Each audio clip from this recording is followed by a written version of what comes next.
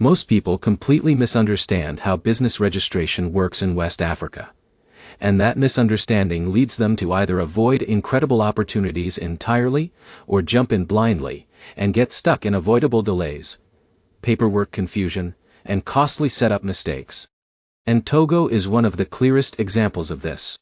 Because if you search online for how to register an LLC in Togo, you'll find a mix of outdated guides, vague advice, and overly simplified steps that make the process sound like a one-day form submission. But here's the surprising truth. Togo does not operate on a casual fill a form and start a company system. Instead, it follows a structured legal and administrative framework that is actually quite organized, but only if you understand how each piece connects. And if you don't understand that structure, you can easily waste weeks going back and forth between offices, resubmitting documents, or getting stuck at the banking stage without realizing why. Now imagine someone like David, an entrepreneur from Texas. He runs a logistics consulting business and has been looking for a gateway into West Africa because of growing trade routes, port expansion, and regional business incentives. He hears that Togo, especially Lomé, is becoming a rising hub for trade and digital services. So he thinks, perfect. I'll just register an LLC in Togo, open a bank account, and start operating in the region. Simple plan.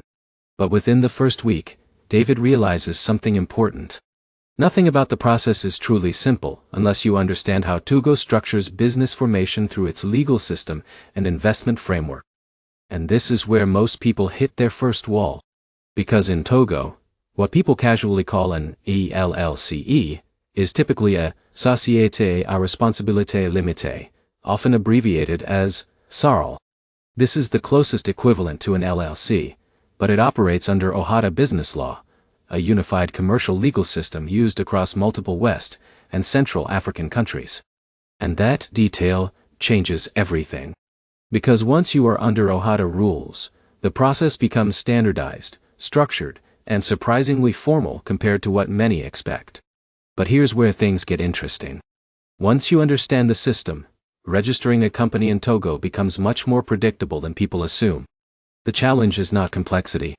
The challenge is knowing the sequence. So let's walk through this step by step in a way that feels clear, practical, and grounded in reality. We'll follow David's journey, because his experience reflects exactly what most foreign entrepreneurs go through when they try to set up in Togo without preparation. David starts his process with confidence. He finds a local contact in Lomé and is told that the first step is to define his business structure. This is where many people make their first mistake. They assume LLC equals LLC everywhere. But in Togo, the SARL structure has specific requirements, including minimum share capital rules, statutory documents, and registration through a centralized business formalization center. So David has to adjust his expectations immediately.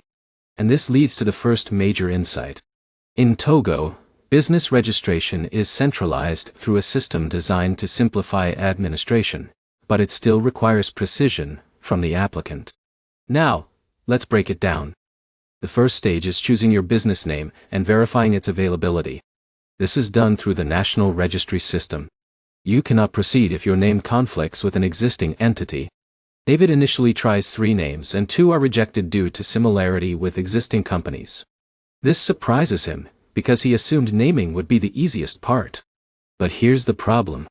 Even small naming issues can delay the entire process by days or weeks if you are not prepared with backup options. So experienced entrepreneurs always prepare multiple name variations in advance. Once the name is approved, the next stage is drafting the company statutes. And this is where things become more structured. The statutes define everything: ownership structure, capital distribution, management roles, and operational rules. In Togo, these documents are not just formalities. They are legally binding frameworks that define how your company exists under OHADA law.I. And this is where Sarah, another entrepreneur from Chicago, ran into trouble during her own setup journey. Sarah runs an online import-export business and wanted to establish a West African base. She underestimated how detailed the statutes needed to be. So she submitted a simplified version she found online. It was rejected. Why? Because OHADA-compliant statutes require precise legal formatting, and missing clauses related to management structure or shareholder responsibility can lead to rejection. And this is a critical insight. Togo is not a light documentation jurisdiction. It is structured and formal, which is actually a benefit once you understand it. But there's one detail most people miss. After drafting statutes, you must notarize and legalize documents depending on your structure and nationality of shareholders. And this is where the process becomes more serious. Because now you are moving from preparation into official validation. Once documents are ready, they are submitted to the One-Stop Business Formalities Center, commonly known in French-speaking systems as a centralized registration hub. This is where multiple steps happen in one coordinated process. Company registration, tax registration, and publication in the official gazette can all be processed through the system. But even though it is centralized, timing still depends on document accuracy. And this is where Daniel, a freelance tech consultant from California, faced delays. Daniel assumed everything would move quickly once submitted. But his application was paused because his business activity description was too vague. He simply wrote, "IT services." That was not enough. Authorities needed clarity. Software development, consulting, digital marketing, or infrastructure services. And this leads to another key insight. In Togo, clarity is currency. The more precise your business description, the smoother your approval process. So Daniel revised his documents with more specific operational definitions, and the process moved forward. Now let's talk about capital requirements, because this is another area where confusion is common. For SARL structures, there is typically a minimum share capital requirement, but it is flexible depending on business type and structure. However, even when low capital is allowed, banks still evaluate your financial seriousness. And this is where many foreign entrepreneurs underestimate the banking stage. Because registering a company is one thing. Opening a functioning corporate bank account is another entirely.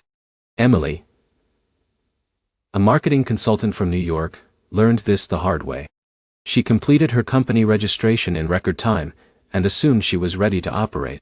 But when she approached banks in Lomé, she was asked for additional documentation, proof of business activity, contracts, projected cash flow, and identity verification for all shareholders. And suddenly, she realized something important. In Togo, banks are not passive service providers. They are compliance gatekeepers. So what's the insight here? You must prepare your banking profile as carefully as your legal registration documents. And here's where things get strategic. If you prepare contracts, client letters, or even early-stage partnership agreements, your chances of smooth banking approval increase significantly. Now let's step back and look at the full process clearly. Registering a Togo SARL follows a structured sequence. Name reservation and verification. Drafting of statutes. Legalization and notarization of documents. Submission to the One-Stop Business Center. Tax registration and official publication. And finally, banking setup and operational activation. But here's the mini payoff. Once you understand this sequence, the process stops feeling unpredictable. It becomes a checklist-driven system where each step builds logically on the last. And that changes everything for foreign entrepreneurs. Because instead of reacting to problems, you begin preparing in advance for each stage. Now let's return to David's story. After correcting his documents and aligning his structure with OHADA requirements, David resubmits his application. This time, everything moves smoothly. His company is approved, registered, and officially recognized. But the journey is not over yet. Because now comes the real challenge: operating in the market. And this is where many entrepreneurs experience a second learning curve. Registration is only the foundation. Growth depends on understanding local business culture, payment systems, logistics infrastructure, and regulatory compliance. And here's the curiosity loop. Because what most people don't realize is that Togo is actively positioning itself as a regional trade hub, especially through its port in Lomé, which is one of the most strategically important ports in West Africa. That means the opportunity is not just in company formation. It is in positioning your business inside a growing economic corridor.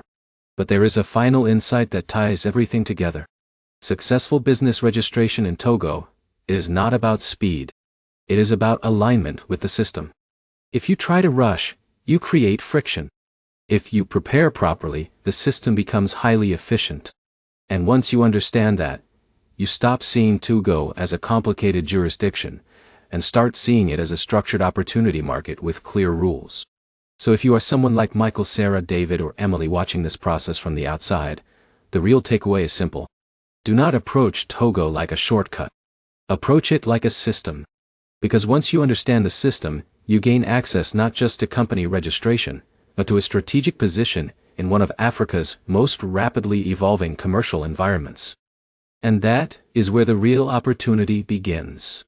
If you found this guide helpful and want more detailed breakdowns of international company formation and global business setup strategies, make sure to subscribe to the channel for more deep dive guides like this. Like this.